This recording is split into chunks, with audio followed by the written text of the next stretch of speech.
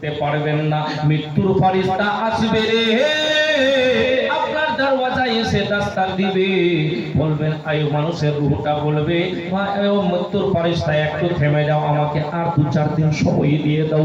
বলবেন না গো, তুমি কি জানো না তোমার বাড়ির পাশে 3 দিন আগে একজন মানুষের রূহ কবজ করেছে, তুমি কি জানো না আমি তোমার বাড়িতেও আসবো। আর সময় দেওয়া হবে না, দুনিয়া ছেড়ে তোমাকেই যেতে হবে। যখন মারা যাবে বন্ধুরে আমার আপনার মায়ার নবী দয়াল নবী মুস্তাফা বলেন, যখন ভালো মানুষের রূহ বার করা হয়, মানুষটা যখন মারা যায়, যেই ব্যক্তিটা নেকিকার থাকবে, আল্লাহ রাব্বুল আলামিনের বন্দেগী করনে ওয়ালা মানুষ থাকবে, ওই মানুষটার রূহটা কেমন ভাবে কবজ হবে বন্ধুরে। ও জগতের মুমিন, যেমন আটার মধ্যে যদি একখানা চুল পড়ে যায়, ওই চুলখানাকে যদি টানা হয় কেমন আরামের সঙ্গে পার হয়ে চলে আসবে। হে মুমিন, তেম সেই রূপের আদার যারা নেককার ব্যক্তি, তার রূহটা আরামের সঙ্গে বের হয়ে আসবে।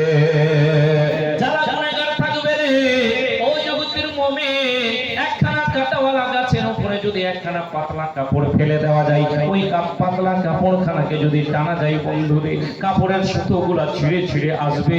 সেই রূপ যে গুনাহগার ব্যক্তি হবে তার রূহটা ছিঁড়ে ছিঁড়ে আসবে।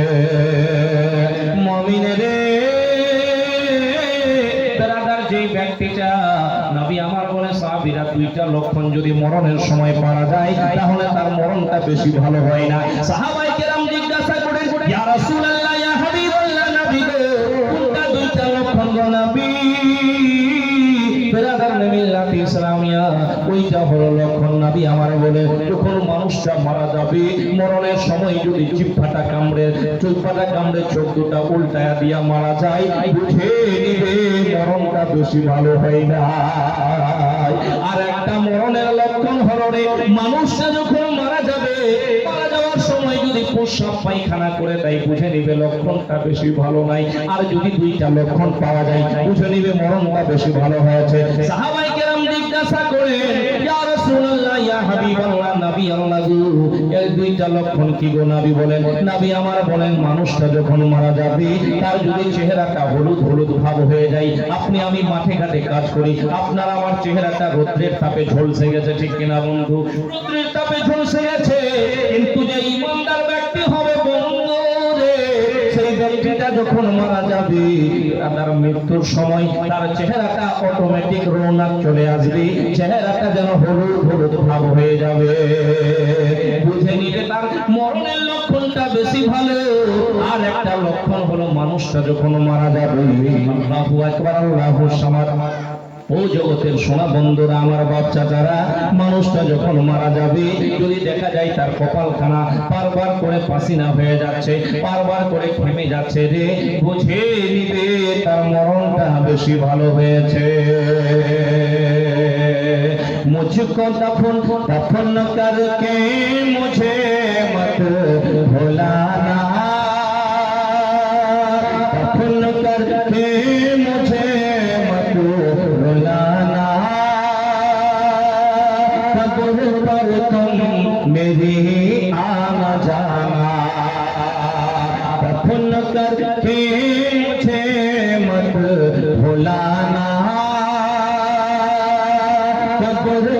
तुम मेरी आना जाना, सुन लो लखते जिगर जा रहा हूँ, सुन लो लखते जिगर जा रहा हूँ, आज मैं अपने घर जा रहा हूँ, सुन लो लखते जिगर जा रहा हूँ, आज मैं अपने घर जा रहा हूँ, सामने रोए सरकार होगा। কোথায় হবে? নবী মুস্তাফার চেহারায় আনোয়ার জিয়ারত হবে কবরের মধ্যে। যে নবীর আশিক কে মনে করছে আমি যখনই মারা যাব, আমি কবরের মধ্যে যাব, নবী মুস্তাফার চেহারায় আনোয়ারের দিদার করব, কতই না ভালো লাগবে বেরাদার। কবি কি বলছে? সামনে রোয় সরকার হোগা, কবর মে উনকা दीदार होगा, सामने रोए सर